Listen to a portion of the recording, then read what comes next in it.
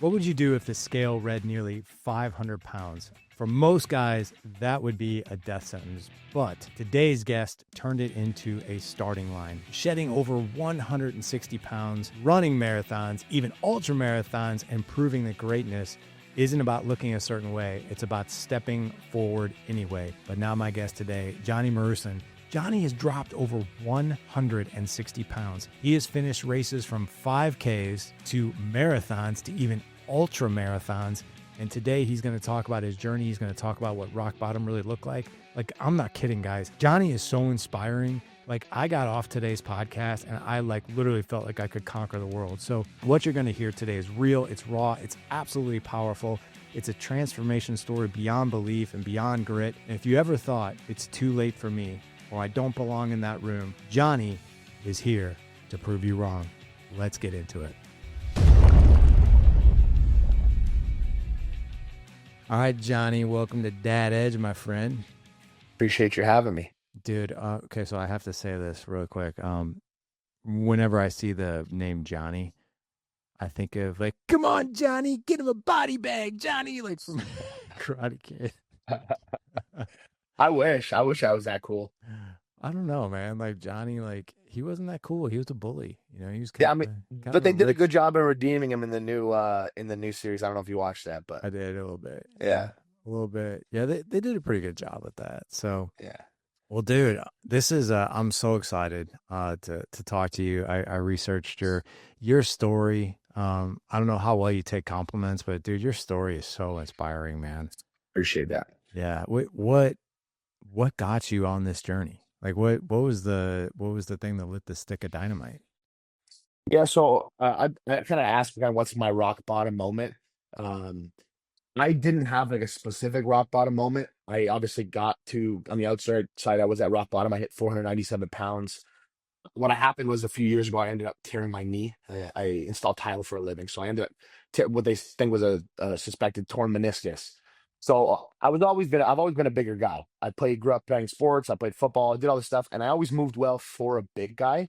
Um, and I never really felt like there was really that much that separated me. I would still, slinging 500 square feet of tile, no problem, all day long, and then I ended up tearing my knee, and I put on 160 pounds in the span of like a year and a half. And then I was like immobile, in pain for a year and a half, 2 years of my life. It really, really started to affect kind of I had two kids at the time, so it started to affect how I could be as a dad. And anybody that knows me knows that like being a dad is the number one most important role that I've ever played and I ever will play. So once it started kind of affecting me there, I knew it was time I had to do something pretty big and change. How old were your kids at the time? You two So girls, right, at the time? two girls. So my daughter would have been like a year and a half, and the other one would have been about 4.5. Wow, man. So Yeah, so you tore your meniscus, you said? yeah. Well, at least And that's what I think. I live in Canada, so like I oh, waited 8 months for an MRI. I ended up going there. They had to cancel it right then and there. So we kind of just treated when I started rehabbing it, we kind of just treated it like a partial tear and kind of rehabbed it from there. do you know to this day like how bad it is or No, was? all I know was like in a 9 out of 10, 10 out of 10 pain every single day for like a year and a half. Like I couldn't get up in the morning without 10 minutes of like rolling or using like a lacrosse ball on my leg. I was limping all day long every day. I couldn't walk more than for a couple minutes. I'm a towel guy, so like I was normally supposed to be on like both knees installing towel. I would have to install all day with one knee up, one knee down because I just couldn't put pressure on that knee. So I was just like in a ton of pain all the time.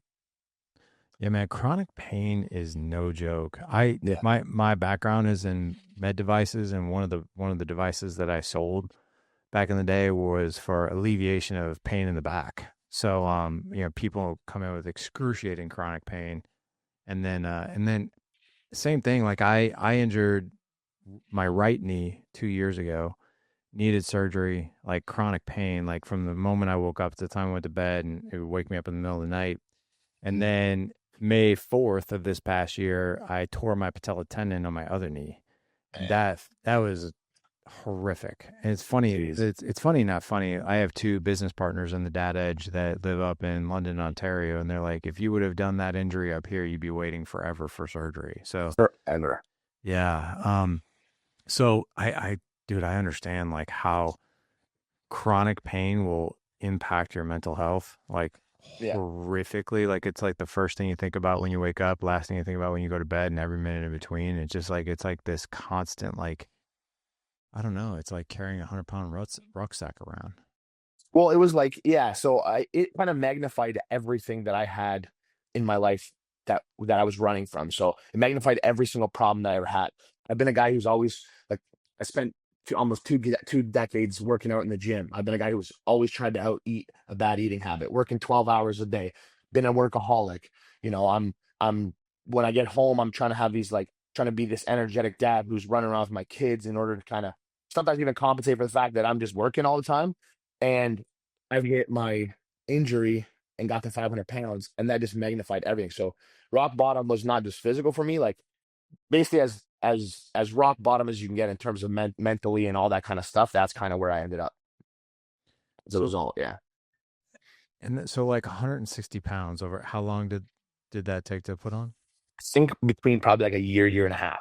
Wow, man. And then so I mean, was food just a coping mechanism probably? Like it's just like probably one thing that probably keeps things off your mind, like how much pain you're in. Yeah, it's kind of like just the one thing that can control. Like when you're 500 pounds, you become like an ex. Like I laugh all the time. I tell my wife this. Like I'm the world's greatest liar and manipulator. Like when you're 500 pounds, you become the greatest manipulator. You manipulate yourself. You manipulate everybody around you. You manipulate situations. So like I it to me it made sense to eat out 3 times a day because I although I sometimes felt, I felt like garbage, but it was like I was out there, I was making money, I was it was more productive. So I kind of had it like I could control that, I could feed myself, I could go make work, be this production machine, and I could really give a better life to my kids. So I had myself convinced that I was kind of sacrificing my own health in order to provide for my kids a life that I thought that they needed. Wow, man. Did you so eating out 3 times a day, was it like all fast food and like all unhealthy and that kind of Yeah. thing? Obviously, yeah. Oh, it was like breakfast, lunch, dinner, and then so really 4 times a day, and then a late night kind of dinner thing. And what really kind of normally, if I'd eat bad for a month or two, I'd put on 20 pounds, like 25 pounds.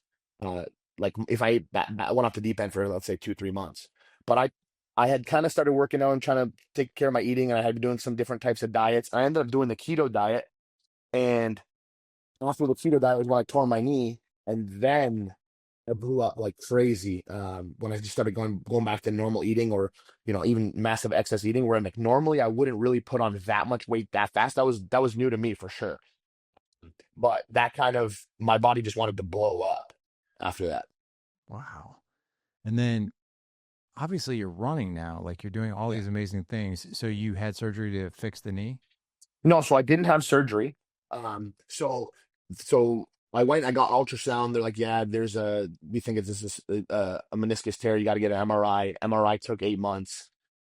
The most ridiculous chain of events happened. I was going to get an MRI, and I'm literally about to gown up, and my wife fell in the middle of our driveway in the middle of winter with our kids. And so the ambulance was like, "Oh, we can only come in an hour." So she's gonna lie in the driveway in the winter for an hour. So I'm like, "Oh, I gotta go. See ya." I went. I kind of helped my wife get home, and then I'm like, "I'm not waiting another 8 months for an MRI." So I basically just like I went to my fourth different physio, and we just tried to kind of rehab it as if it was a suspected like meniscus tear. How's it feel now? My knee feels great, like fantastic. Like I have done so much work on it. Like I feel great. I usually get people go like, "You shouldn't run. How your knees are destroyed. Your knees are shot." Like I feel great. Wow. That is crazy. Um, so you rehab the knee and Yeah, then and you topped out at 497, you said. And 497. Yeah, how long ago was that? that was 3 years this December. Wow. Yeah. So what was the thing that you were just like, okay, 497, it's either one day or day one, Yeah. right? So Yeah. what made it day one? So, and I've lost and gained weight a bunch of times. So has 99% of overweight people. But really kind of when it started to affect my kids, that's when it really woke me up. So there was a very real point when I was at 497 pounds. Like I had kind of just given up kind of all hope of things would ever change. So I was consciously trying to eat myself into an early grave. Like if I'm being totally honest, I'm like, this is kind of the way that I can kind of see that it's more honorable if I kind of go out because of some of my struggles. I started going to kind of therapy and counseling and stuff at the time, and I'm like, I don't think I'm gonna make it to 40. And my counselor's like, you're not gonna make it till 30 years old. Like the lifestyle you're living, you're not gonna be here much longer. And so I started kind of I just decided to kind of stop running from the problems, stop running from the reality. So I'm sitting here going, in my mind, I want to be able to provide. I'm the youngest of nine kids, immigrant kids, came to Canada. My parents came, Kids, 9 kids in 9 years. So pretty wild childhood. Yeah. get out. Come on, man. What? Yeah, so my parents like they just like escaped communism, came to Canada, had 5 kids, escaped, still had a kid on the run, had 3 kids here.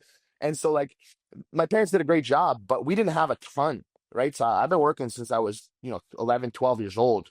And so I wanted to provide a life for my kids that I didn't have. I wanted to provide whatever school they wanted to go to. That's kind of what I was going to do. And so one day I just woke up and I was like, I need to start thinking this whole I don't know where this idea came from, but I heard this idea of just like thinking about in somebody else's perspective. So like I'm sitting there, I kind of put myself in my daughter's, who at the time was 4.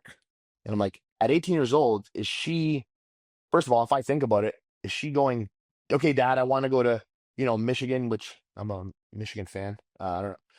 But if she wants to go to Michigan, and goes, okay, dad is ready to go to Michigan. Like there was a very real reality that dad wasn't going to be there at 18. And if I could speak to her, she'd probably say, like, Dad, I don't really care about Michigan. I just wanted you to be around. And I started kind of deciding to kind of look in other people's perspectives rather than my own. And that idea, like I got obsessed with it. I got obsessed with looking outside of my own mentality and my own perspective. And like, what do my kids need now? What do they feel? Rather than, because before I'm putting this life together that I think they need, but really, I've learned now that, I mean, I was just trying to validate myself, trying to be the guy, be the man, take care of everybody, take care of my wife, take care of my kids. And so that's kind of, I started really chasing this, like, how can I look and deep dive somebody else's perspective? Why was that so powerful for you though? Like from a, I mean, I can make a ton of guesses, obviously being a dad, but I want to know from you personally, like why that was so powerful. Because at the core, all of us who are dads, like we just want to be great dads. We say we would die, we would kill for our kids, and and I realized that and I'm getting like deep. We're 11 minutes and 54 seconds in, and I'm getting real deep. So I I realized that the person who's gonna, like I'm gonna protect my kids. I'm this big guy. I'm this guy who's always been in the gym, and I always felt like I could protect my kids from anything. And I'm like, my kids, the person that's gonna hurt them the most is me by not being around. The choices that I had. So like that's kind of how I got there is like I'm gonna actually do more damn. I'm sitting here thinking I'm gonna create this life for them, but I'm basically giving them a life sentence to be dadless at a young age, and I just couldn't live with that anymore. I couldn't victimize myself anymore. I couldn't find myself like for years. I found myself in I'm a victim. I'm a victim of my situation, of my upbringing, of my habits, of my choices, and kind of made my whole habits and choices a personality trait. And I just once I realized that what I would do to them, uh, that's I just couldn't run from that anymore. Like I wanted to sit and feel the weight of that. It reminds me so much, man, of this saying of like, would you die for your kids? Well, of course I would. Well, would you live Yeah, for them? yeah, What does that mean? Right? Like, yeah, what does it mean to live for my kid? But think about that for a second. I want to make sure that the audience like really, really hears what you're saying because like, yes, any guy out there would die for his kids, right? But would you live for your kids? And the picture that you painted of your daughter going to Michigan, 18, and she's up there, or maybe mom like drops her off at college, or mm, or take college graduation or whatever, and like she's looking out in the audience and there's mom but not dad, yeah, and it's like, what is think about that for a second. Like I'm not talking to you, I'm talking to the yeah, audience here. Like, which is like, think about that for a second. Like you would, yeah, yes, you would die for your kids, but think of your impact for living for your kids, right? yeah, For them to look out at graduation and there's an empty seat, not you in it. yeah, Like, holy crap, right? yeah, Oof, yeah, exactly. man, oh man. Okay, so I have to ask, 9 kids in nine Nine kids. years? Yeah, Is that wild. was your dad like, it's December again. It's time for us to make another child. Like, Yeah. what was happening in your house?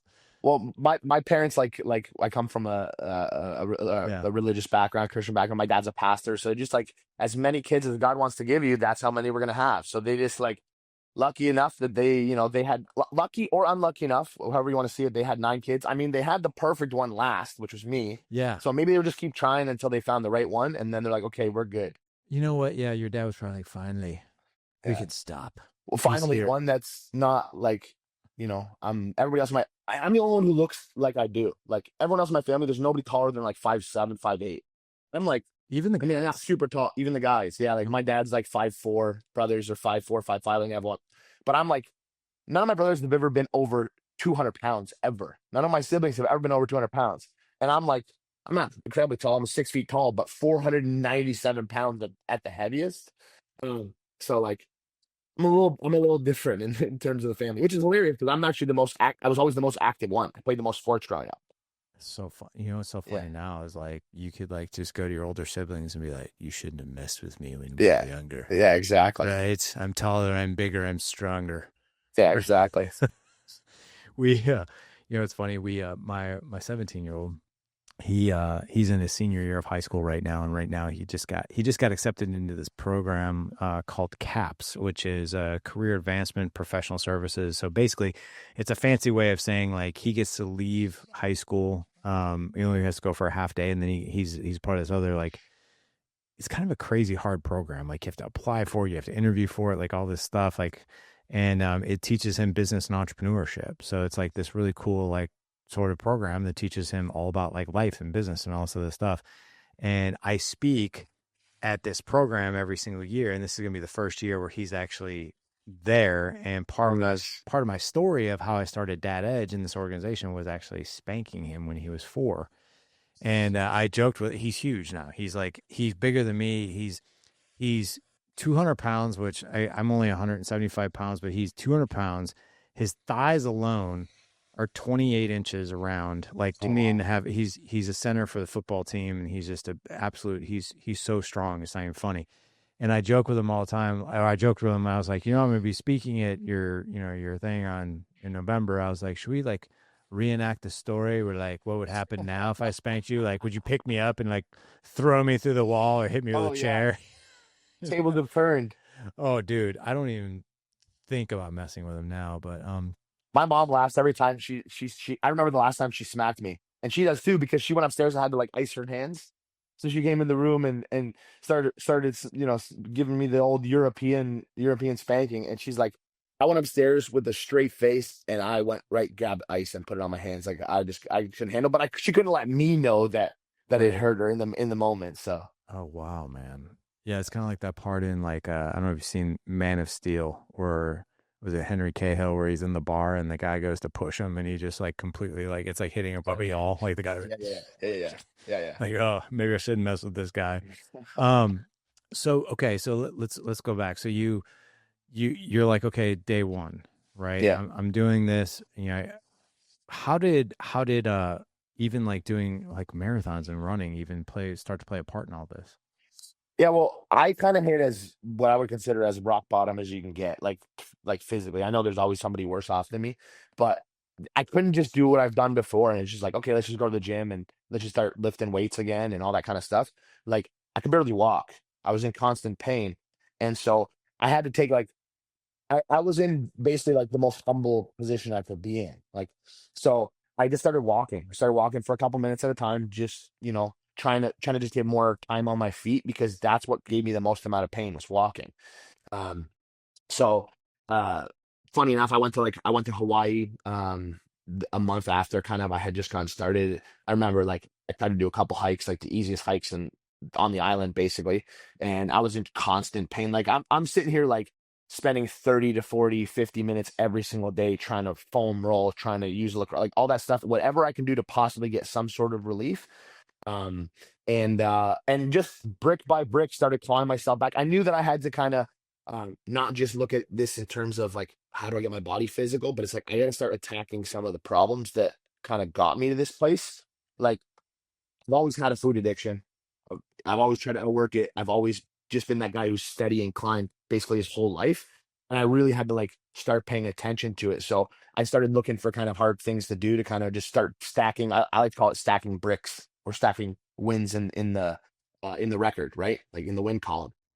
And so I had done a couple things that were just kind of difficult things. I did a 30-day fast, like Wait, where what? I didn't eat anything, just drank water. I had a couple black coffees, but for 30 days, 30 days? 30 days. Yeah, because I'm so addicted to food that I know based on all research and everything that like I wouldn't die if I didn't eat for 30 days. But I feel like I would die because I'm addicted to food. So I just wanted to kind of see what it would feel like to actually be hungry because we're pretty privileged and like I'm pretty privileged. I've never actually been hungry. Like you're hungry after a day, but there's people out there who just don't eat for days and they don't choose to do that. It's not a luxury for them. And so I did that, kind of stacked a little bit of belief, and it was little by little added walking. I started kind of making these small little changes rather than like going all out like I used to because I'm an extremist. I was like, let me just make some better choices. So the Whopper fries and extra Whopper and Coke became just two Whoppers and Diet Coke. And then when that became my new meal, and so the pop became Diet Pop, and then eventually turned into more water. The chips became more popcorn. Just little things that were like could help me kind of start developing better habits, and that's what I did. I just started clawing my way back, and then it wasn't until about a year into the journey that's when I started running. I dropped to 400 pounds, and that's when I decided I was going to start running. All right, gents, let me hit pause for one quick second because we are talking all about transformation here with Johnny. And whether it's dropping weight, whether it's building muscle, or just having energy to go play with your kids and lead your family well, we need the right tools. And this is why I've partnered with First Form and I've been a partner of theirs for years. I actually have been a customer of theirs for 16 years. And there's a big reason for that. I mean, I got my degree in sports medicine with a minor in nutrition, and I do not take my supplements lightly because there's a lot of crap out there, and I'm not even kidding. First Form, it's not just another supplement company. These guys are the real deal. They have clean supplements. They're effective and they're built for results. Even their protein powder, like Level 1 and Formula 1, goes through a low temperature process when they manufacture it, no fillers. And what that means to us is we have more bioavailable protein in that protein powder versus like buying a canister with, to be honest, fillers. God only knows what's in it. It's usually heat processed. So the label doesn't necessarily match what the product actually does and what's in it. Not at First Form. What is on the label is what they put on it, put in it. Me personally, I use Level 1 protein powder. I use Level 1 bars. I use Microfactor. I use greens. I use creatine. I use Formula 1 and Ignition for recovery. If you guys head on over to firstform.com/dad edge, again, 1stphorm.com/dad edge. If you guys use that link, you will get free shipping on all orders over $100. If you spend 200 plus, they're going to send another gift for you. And if you spend over 250, they're going to send another one, usually a t-shirt, usually some extra product or whatever it is. They're going to send you some goodies in the mail. So make sure you use that link. It also helps the show tremendously. I truly appreciate you guys. Like I said, head on over to firstform.com/dad edge for all the goodies. Let's get back to the show. How much weight did you lose when you did the 30-pound fast? I lost 61 pounds in 30 days. Holy cow. Yeah, it was an absolute wild experience. What was your, just out of curiosity, what was your first meal after like breaking a 30-day fast? It was like this gross soggy leftover of a chicken Greek salad. A Oh, couple bites of it. Yeah, it was not. But honestly, that tasted like a steak dinner. Like it, yeah. it, it was. It tasted amazing, but it was an awful meal. Oh my gosh, that's Yeah, wild. I mean, intermittent fasting is a part of like I don't think I've ever done more than a 72-hour fast, but I could not imagine 30 days. Like that yeah. is unreal. Do you just out of curiosity, I'm just curious about your health regimen now. Do you incorporate fasting still or no? I do once every few months. I'll do like a 2 days or a 3 days just kind of build a little bit of like mental toughness. It really does reset kind of my stomach. And so if I ever have something where I'm just feeling a little bit sluggish, or if I have an injury or something, like the crazy part about fasting was like I've been in knee pain like 9 out of 10, and day 5 or something of the knee fast, my pain went to like a 2, and it never. And I had started rehabbing it right around the same week, um, and so it wasn't really attributed to weight loss because I had only dropped like let's say 5 6 pounds in the first 5 days, 5 6 days. But my knee pain left and it never came back. Like I rehabbed it in the process, so I definitely built some strength and all that stuff. But it gave me the ability. That's kind of why that was kind of like why I could do it for 30 days because I got so addicted to this. Like I was actually sleeping, which I don't sleep I don't sleep well, and my pain went away. So I was able to function like a normal human or semi-normal because I was fasting. So that's kind of what like I was addicted to not having that feeling go away. Do you think the pain in your knee had anything to do with like just inflammatory foods? I mean, Sure. during you were injured, Yeah. right? Yeah. But like, the foods probably they weren't helping the inflammation and the Yes, pain. absolutely. Like the knee injury came from 12, 13 hours. Like when COVID happened, like the construction industry blew up in Canada, and I own a construction company. So we went from installing on my knees for 8 hours a day to going 13, 14, 15 hours every single day, 7 days a week. And that overuse is kind of what did my injury, and also overuse and just crushing a ton of terrible like fast foods and all that kind of stuff. As like I think this is not a record I really like to share, but I think it was like 35 days where I didn't eat at home. Like it was just literally out every single meal. Like I survived like 30, 35 days without eating anything that's in my house, which is Is wild. Do you mostly eat at home now? Yeah, mostly. Like I'll eat out maybe once a week or something like that, and it's some sort of health, like some sort of a good decision meal. It's funny you mentioned that because like I am not a fan of eating out. Like at Really? all. Like not I mean I just like give me my own food, cuz like I know how I make it. I know what I put in it. Like I know like what my body likes, what it doesn't like. And somebody else like I know it sounds like OCD and it's not that bad. I mean, I'll still go out and grab food here, here and there, but Yeah. what I've noticed is the cleaner I eat, if I eat something that is unhealthy, it is like a bomb in my system. Yeah. And I'm not Oh yeah. talking about like bloating and get like yeah, I get all that. But like brain fog, Oh yeah. mood, Yeah. a little bit of anxiety, like sometimes depression, like you get the blues or like and the inflammation thing, like if you have any pain that you're dealing with, like the food, some of the foods we eat is definitely not going to help. Oh yeah, and I knew that back then. Like back then, all that was true. Eating those meals made me feel like absolute garbage every day. Like going to lunch, and so what I would do a lot of times if I wasn't feeling good and I had to get a lot of work done, I just wouldn't eat for like 8 hours, and then I would just eat like crazy. But I had a food addiction. Like I was very much tied up in like like I love eating out. It is incredibly delicious. Like people are like, oh yeah, eat at home. You eat. I'm like, I'm not making like as nasty like as Taco Bell is. Taco Bell is still one of the greatest tasting things in the world to me. It's pretty good. I got I have paid for more beach houses for the CEO of Taco Bell than probably any other person in North America has. That was kind of my go-to. But now, like now I've kind of over the last few years have done some work, and now when I eat a meal, like I care about how I feel after. yeah, Like I don't eat that garbage all the time, and it's rare. Like I'm not if I'm eating out, it's like a shawarma and rice bowl. Like I'm not it's not McDonald's or Burger King or anything like that. Because now I know what it's like to feel good now. I didn't know what it was like to really feel good in my body. Like my wife jokes when we first got married. I thought having stomach issues like 5 times a week was normal. I just thought everybody had that. She's like, you always have stomach issues. I'm like, yeah, don't you? She's like, no. I'm like, I have them at least every single day, almost every day. She's like, that's not normal. And like now, I couldn't tell you. I could tell you probably the last time I had any sort of stomach issues, and it's because it was like 6 months ago, and it's because I had a bad meal. dude, I wholeheartedly agree with what you just said because Mhm. like some it's funny, man. Like I don't know if you have these people in your life, but I do.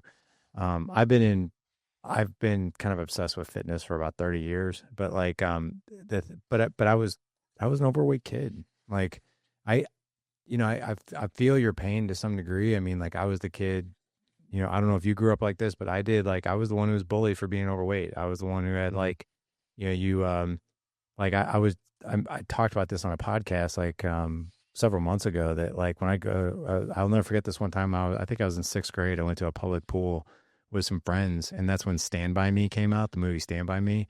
Okay. And do you remember? Have you seen that movie? I don't know. I haven't seen that movie. Oh my gosh. Okay. Well, you know, I got to my add to the first list. my first gift to you is to somehow get you a DVD of that. But anyway, Okay. Stand By. There's this part where this dude eats a pie. He's in a pie eating contest, and his nickname is Lardass, and everybody in the town makes fun of this guy. And when he walks, they go boom, baba, boom. And like I was at a public pool, and like kids would be saying boom, baba, boom. Oh man. Oh, dude, like it was. But so that I lost a bunch of weight when I was 17. But it's it's the diet. It's I don't even call it a diet. I just love to eat healthy food because like there are some people in my life, and some of them are family, and they'll be not immediate, but like outside the immediate family, they'll be like, what is wrong with you? Like, why do you eat so healthy? Like, live a little. And I'm sitting there thinking, like, do you understand? Like, if I ate that, like, that's not living to me. Like, I feel Yeah. horrific.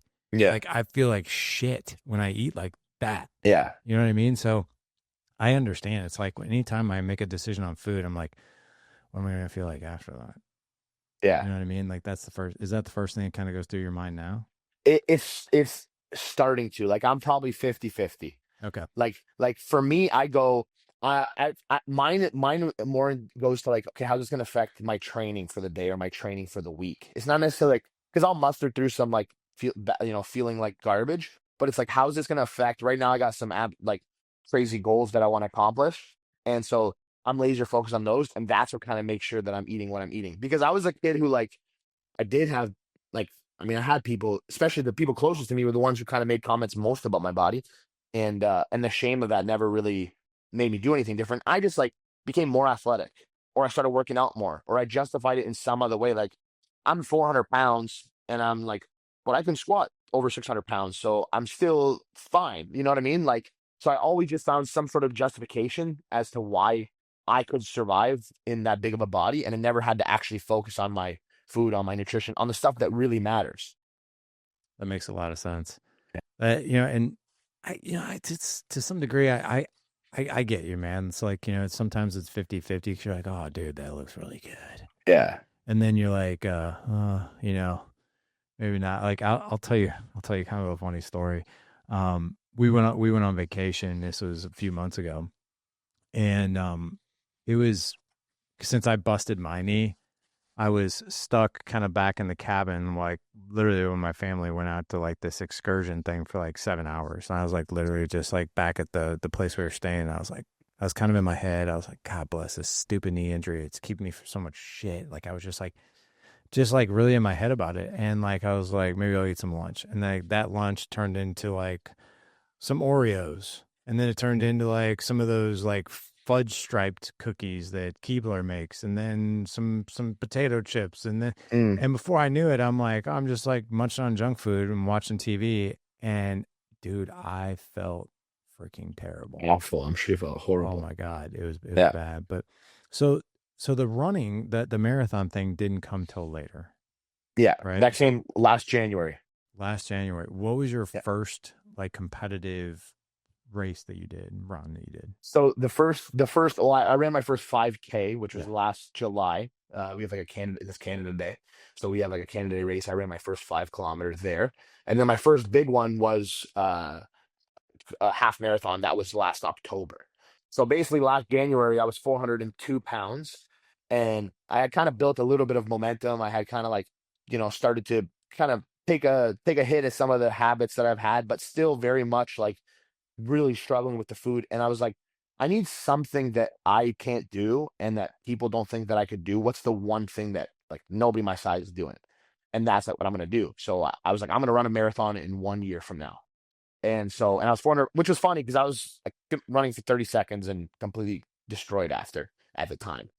Um, but I was like, let me make this claim because for me, I'm like, if I make that claim, like I can't never run a marathon at 402 pounds.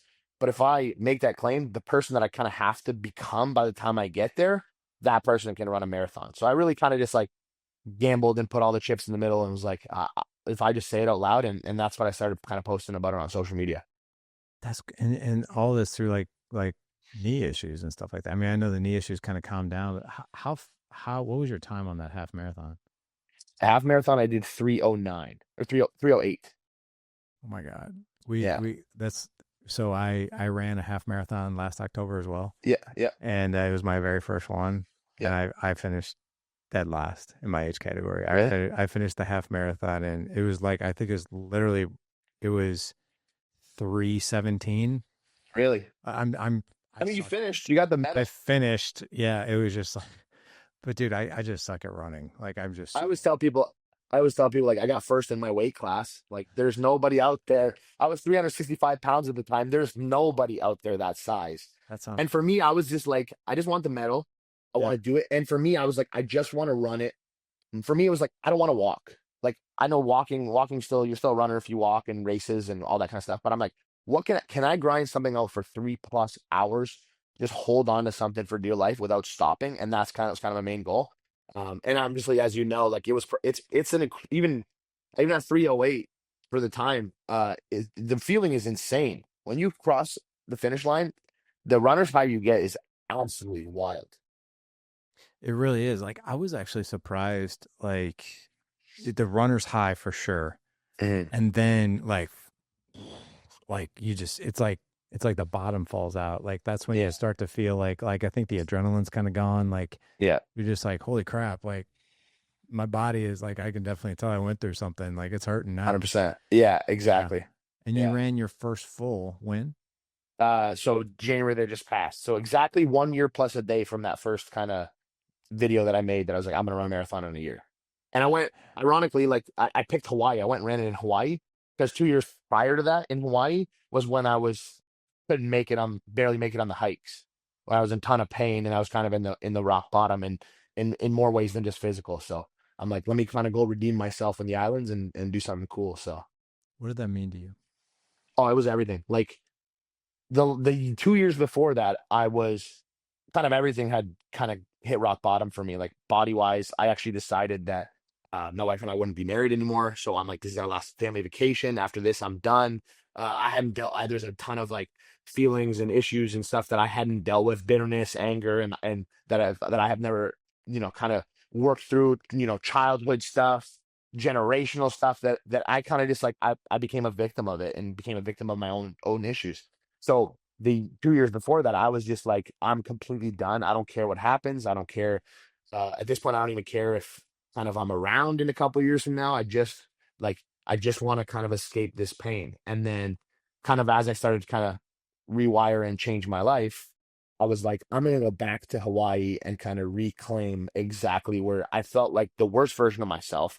And I'm gonna like do this life altering moment and kind of it so it was like kind of like a full circle moment. Now I'm sitting here like inspiring because I had people were kind of following on the journey. People would send me these messages of how this how inspirational it was, and I'm like, now I feel like the one thing that disqualified me my whole life was my weight, and now that's the very thing that I will inspire people by is getting to the finish line regardless of I was 360 pounds at the time when I ran that race.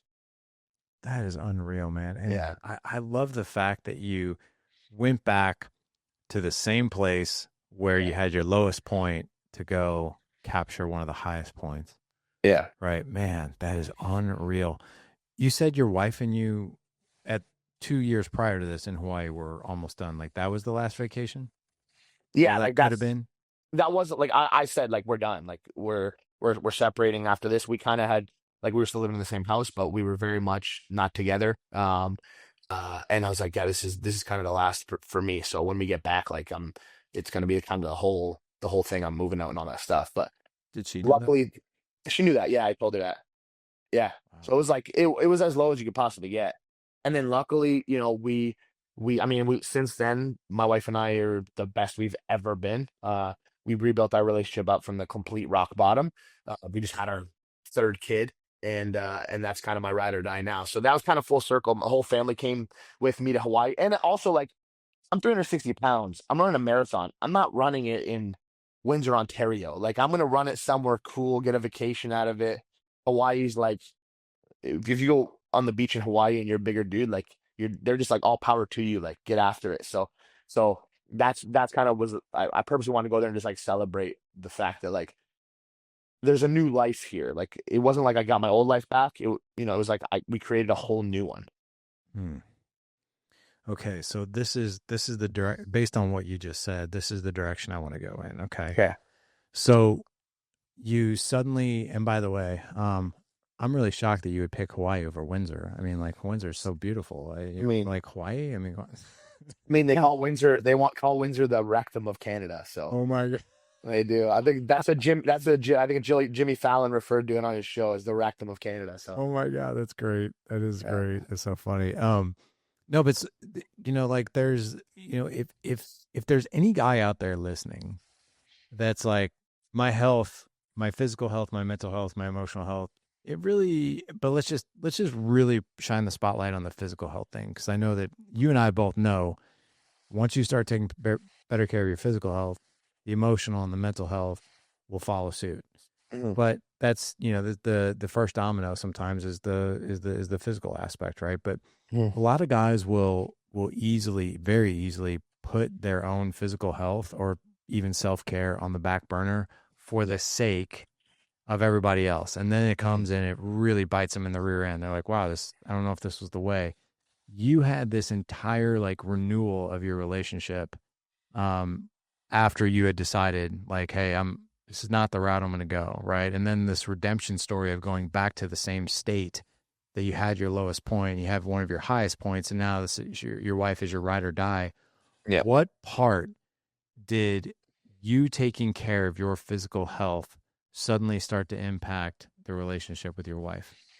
So the me taking control of my life rewired the DNA of my family. Like you can look at it in photos. You can see photos from before when I wasn't healthy to now in this pursuit of healthiness. You can literally look at photos and like my whole family looks like they did a glow up. Like everybody, even like I mean my kids are growing, but my wife, everything. Um and really like heard this quote one time that said like the strength of a dad doesn't lie in his authority, but it lies in his example. And so that quote is like I used to have that same mentality. I'm sitting there crushing work to kind of sacrifice myself because I genuinely thought I was sacrificing myself. And then I realized like putting myself first is putting my kids first because I can't lead from a position of somewhere I'm not already going or not willing to go. I can't, if you're on the airplane, you got to put your mask on first because if you try to put their mask on first, you might not actually get their mask on. You got to get yours on first. And that was really hard for me to rewire. That is like the unselfish move is for me to actually take care of my health because before I was like, I'll put myself on the back burner. But it's like, what do they actually need? Who do they need me to be? They need me to be someone that kind of chases everything that I've ever ran away from. And so like when I started kind of getting healthy, like it's like if this were the timeline of my family, like when it hits my generation in the kind of the family tree in the lineage, it's like we were going down this way and hit and went this way. Like it rewired everything in in terms of like our perspective on life, mental health, like generational curses, financial stuff that we cared about before we just don't care about now, stuff that we didn't care about then we care about now. Like the entire family, my daughters are like my daughters were going to go from like let's say 10 years old without a dad and have literally have to deal with the trauma of a dad not being there. To then my kids are like riding, I'm getting a video from my wife of my kids riding the bike and they're tired and they're like, no, I can do hard things. I started doing this. Now my like 3-year-old is saying at the time, I get a video at work. We started this and we're gonna finish it. We can do hard things, just like dad said. And that video is like, it hit me hard. And I'm like, me taking care of myself and and really like it wasn't about me. Like it wasn't about me fixing my health. People always say like you gotta love yourself or it's not gonna be sustaining. Like I don't agree with that. Like some people love themselves and that's why they start. I hated myself. Like I hated the person that I was. It was out of a love for my kids and what they need that I really started to try to challenge my own perspective. And I kind of I heard this quote one time that's like whatever you don't beat, your kids will have to face. So like whatever I'm not willing to pick up the fight and tackle and actually defeat, I'm gift wrapping to my kids to have to deal with. And that's where I'm just like, it lit such a fire underneath me that I'm like, for years, you kind of run away from that feeling. You feel like you're the victim. It was like, no, no, I'm literally gifting them all the trauma, all of all of the insecurity, all of the food addiction, all that stuff, I'm going to gift wrap them and give it to them if I'm too scared to take on that fight. And as a guy who wants to be this tough macho guy and played football and whatever, I could not live with that. So that's kind of what it changed everything for us. Wow, man. Dude, there were so many bombs that were just dropped in that last Mhm. segment. Can you repeat what you said about the dad's example? Yeah. So the strength of a dad doesn't lie in his authority; it lies in his example. Dude, if that doesn't like really hit you in the feels of, the best things in life are caught, not taught, I don't know what does, man. Yeah. And this thing about the gift wrapping of just things that they're going to have to deal with if you're not willing to fight for them. I've never heard it said like that, but that is so true. It's kind of like what was it? Bruce Lee, the way he was raised by his dad was like, if you don't conquer your own demons, you're going to give them to your kids, right? Yeah. It's one of the Yeah. reasons he put him in martial arts, right? Is to Yeah. be able to fight his demons. And my gosh, man, that's so good. What is how many how many total marathons or how many different types of running races you've done? I know you started with a 5K, then there's a half marathon, then there was a Yeah. full, and you've done one that you ran like 82 miles at one point, like over a series of days. Yeah, I jumped on a couple of buddies that were running across Tennessee, uh, and then they kind of announced it with like 11 days notice, and I'm like, let me just go. And it was 175 miles. Let me just go and see how long I can hang for. It was for a great cause, for a girl named Callie who had a rare genetic deficiency, and we were just trying to raise awareness for her. So I said, let me go and hang and suffer alongside you guys. I ended up getting 82 of the miles done throughout the week. The first day being the 31 miles. I ended up in like an American ER and had to make sure like didn't have a blood clot. And I lost feeling in my feet and that kind of stuff. But it was a wild experience. So I did the 5K, I've done the half, the full, did that ultra distance. I've done like a high rocks relay. But this year, in the next 4 months, I have like a high rocks pro division. I have another marathon coming up in Hawaii in December. I have a half marathon coming up in October. So kind of for the rest of the calendar year, I have something kind of going down every single month. And you've got a book coming out, or We you got a have a book book coming out. that's Yeah. actually out. It's not out yet. It's the plan is for, I mean, by the time but It's on actually by this the time this actually. episode airs, it'll be out for sure. Yeah. So, and tell us about that book.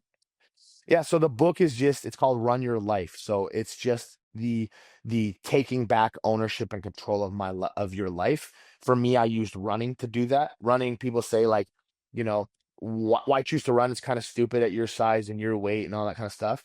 Like this isn't about running for me. Running was a vehicle that I used to kind of to stack belief that I could do anything that I wanted. And so the book encourages people to like, I'm a 360-pound marathoner when I did that. Like by all measures, I don't belong in that race. I don't belong at the start line. I don't belong in any part of it. Don't belong with the medal on. But it encourages people to show up places where they don't feel like they belong and take up space and own the space. And just if you don't look like a runner, the thing that qualifies you being a runner is the work, is the running, not the way that you look, not the way you act. I don't care if there's no representation for you in the industries, in the shoe companies, in the clothing companies. Like you're a runner if you want to belong. And so the book kind of encourages you wherever that start line is, whether that's financial or career goals, or whether that's with the family that you want, or whatever. Like show up at the start line, put in the work, and you'll kind of become anybody you want to be. Man, I love that. And your ultimate goal is to be your 230. I'm sorry, 335, Yeah. 332. What are you at today? 335 currently, yeah. 335, and your goal is to be right around 260ish. So that's kind of where I'll end up. Yeah. Yeah. Like my goal, I'm going to be under 300 by the end of this year. I have like by the time go to Hawaii and run my next marathon in Honolulu, I want to be under 300 pounds, which will put me at a 200-pound weight loss total. And then it's just really harder things, longer races, crazy things. And I'll probably end up around like 260, 250. I think I'm a decent, like I have a good amount of muscle mass on me. Like I'm 335 pounds, but if you see on my social media, like I do handstand push-ups and I Oh, bang out body weight dips and all that kind of stuff. So I don't think I'd really get under 250. But that's kind of I just want to see what I can do with my body, because I'm a big proponent. I'm like you don't put food in the oven after it's been cooked. You put it in the oven to get cooked. I don't have to look a certain way before I start doing incredible things. I'm just gonna start pushing for those things. And then that through that process, I become who I want to be. I get the sense that this podcast is like one of the best there at the top, like quotable quotes I've heard. I'm not kidding. Like some of the statements that you've made, I'm like, oh, I like that. Oh, I like that one too. Oh, I like that one. You know, I'm like a one-liner nerd. I went to school to be a preacher when I was in my early adulthood. So I'm kind of like I always think in terms of analogies. Anybody who follows me will know that. well, dude, when you're saying this stuff, I'm in the crowd, like, amen. Give me an amen. I love it, man. No, I'm I not like kidding, that, man. buzz. Yeah, yeah. I love That's that, awesome. dude. Appreciate that. Um, you know, so you have your book out, which by the way, guys, we're gonna have a link in the show notes for Johnny's book. You guys will definitely want to go pick that up. And at the very least, go pick up the book to support him. I mean, obviously, this guy, Appreciate that. yeah, man. I mean, you are doing just absolutely phenomenal things. I also love how you say what's gonna happen. I will be under 300 pounds when Yeah, I do this race. There's no like, I hope to be. yeah, That, like, even the tonality in your voice and the way you say it, like, there's no doubt. Like, there's no doubt. yeah. Well, that's kind of the thing that I've attributed to how I did this marathon is like we know in the fitness industry, like we all believe that, got to be perfect, like progress over perfection. If you chase perfection, you're going to end up crashing and burning, right? So when I first started, I'm like, I'm a guy who's like, I don't, I'm not an ego. I was like, I'm an ego lifter in the gym. I was that guy. And I purposely chose something that would have the opportunity to crush my own ego, which was running. And I said, what I'm going to do is I still got a little bit of ego in me. I still got a little bit of pride. So rather than sitting there and trying to fight with my pride, I'm just going to use it against myself. So I'm like, if I make a claim that I'm going to run a marathon, my pride, because I just told a bunch of people, is not going to allow me. It is greater than anything else that's going to stop me from running it. So I just like ran with that kind of principle that's worked. Like, and I'll get therapy for it later on, and I'll become a perfect person who doesn't deal with any pride ever down the line.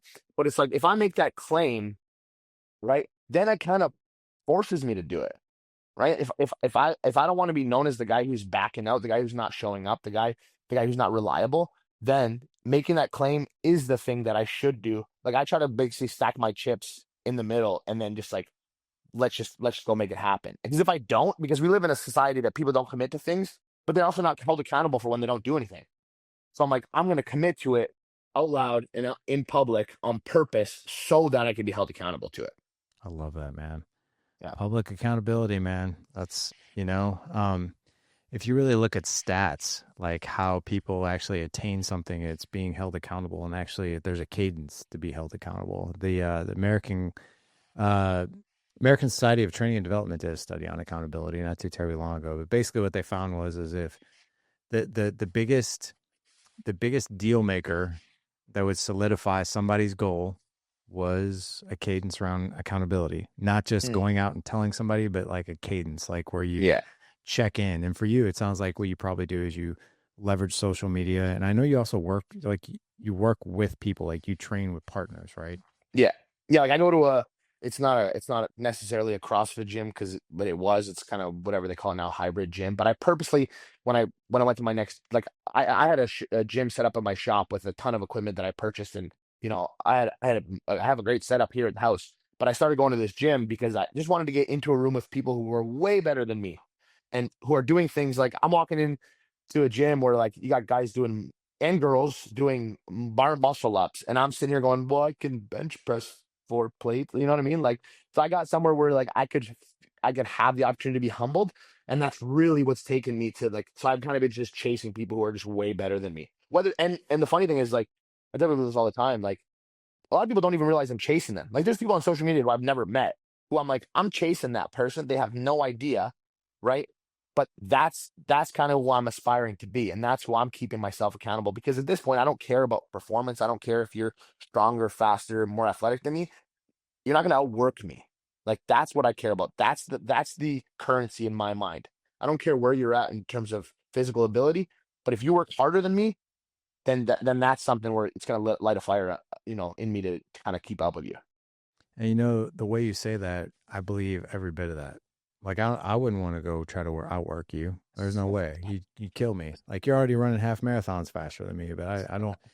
But dude, I love you, man. I love what you're doing. I love what you're doing to inspire dads out there, to inspire well people out there. But I mean, like, let's face it. I mean, like the dads, they see your journey and they're like, holy crap, like that. I can relate to this dude. And Mm. no matter what, we can relate to a dad who wants to better himself, you know, for himself, for his kids, for his family, to inspire people. I love the fact that your kids are like, we're gonna do hard things like dad. Right? Like, I mean, if we can teach those kinds of lessons, oh my God, man, like that's a gift that just keeps giving, right? Yeah. I love that. Well, where can people find and follow your journey? I mean, I know obviously your Instagram and social media, but like, I'm sure after hearing this podcast, there's gonna be a lot of people that are gonna want to keep a close eye on all these amazing things you're doing, man. So, what's the best way for them to do that? I appreciate that. The main one is I use is Instagram. So at Johnny Goes Running is the tag there. You'll also find me on YouTube. I'm going to be focusing some more energy on that, but I kind of really stick to those two. I have a TikTok, but I don't really do much on it. But yeah, those two, and obviously like I got lots of plans for a lot of things, and really uh, that's kind of going to be my focus in the next little bit is just how can I take what I've learned over the last couple of years and really help other people with it. Because I'm sure you get the same thing. Like you get questions all the time from people, and my hand hurts from typing so much. Just don't even people like, where do I start? So the book is kind of one of the big pushes that I've done towards that is like, where do I start? Well, start by taking a look at this book and seeing kind of like where the mentality is birthed out of and kind of understanding how I did it. And so yeah, that's where you can find me. Got it, man. Well, oh, dude, guys, if you want to follow me, follow him. This is what we're doing. We're all going to follow Johnny. So all you have to do is head on over to thedadedge.com/1387. You'll see me on his Instagram account. You'll see me on Johnny's Instagram account being a follower as well, cheering you on. Appreciate it. I have a feeling the algorithm is going to show me what you're doing every single day because I'll probably heart everything that you're doing. But dude, I just think you're so freaking inspiring, man. And I love the fact that you're inspiring people, but I really love the fact you're inspiring dads. And I Yeah. wish, like, I feel like we could make like a quotable quote book just on this interview alone. I've loved just saying Yeah. these one-liners that you've dropped. So I'm like, oh man, like when I need that one line, I'm going to use it. Or when I need that, I'm going to use it. So it's great stuff, man. And I wish you all the best, brother. I appreciate it, man. And thanks for having me on. I love the show. I listened to it. I basically binge watched a bunch of the episodes over the last like week. So I really like what you're doing. Awesome, man. And just do me a favor. Don't go back to the first year. I always joke with people. I'm like, I'm sorry for the first year. You know, it's like, this is very green. But like I said, guys, you'll find all the links in the show notes we talked about today. Go to thedadedge.com/1387. Also, I'll have a link for our sponsor today, which is First Form. I can't even think of a better sponsor than a company who is helping real people achieve real results. That is their tagline. That is their mission over at First Form. We'll have a link for all the products that we mentioned today in the show notes for you guys. But Johnny, dude, from my heart to yours, if you ever get to the Midwest, it's almost as beautiful as Hawaii, minus the beaches, minus the sand, minus the palm tree. Take out all the beauty of Hawaii and you have Missouri. If you ever get here, man, let me know. We'll Love that. break bread. We'll go get coffee. We'll go do something. I'd love to spend time with you, man. Absolutely. Can't wait. All right, brother. Take care. Awesome. Thanks.